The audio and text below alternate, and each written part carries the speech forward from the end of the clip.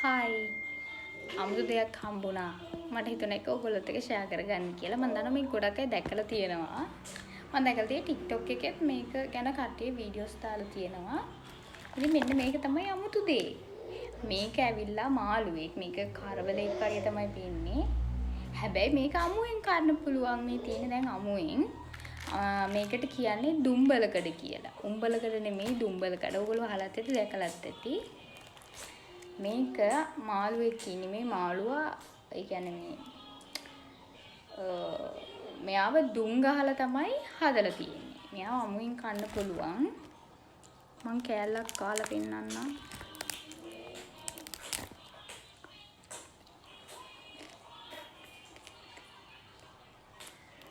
උම්බලකඩ වගේ.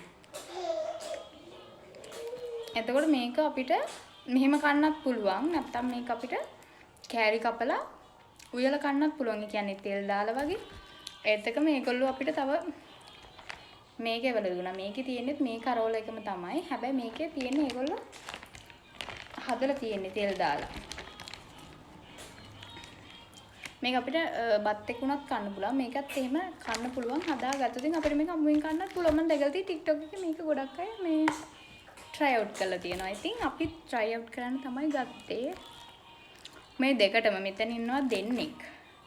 අනිත් එක්කෙනා නම් කාලා ටිකක්. මේ දෙන්නයි මේ පැක් එකයි. මේක සීල් කරලාම එන්නේ. ඔක්කොටම අපිට ගියා රුපියල් 4500. courier charges එක්ක. ඉතින් අමුතු දෙයක් හින්දායි පෙන්නන්න හිතුවේ. මේක කාලා තියන අය මේක දන්න අය කමෙන්ට් එකක් දාගෙන යන්න.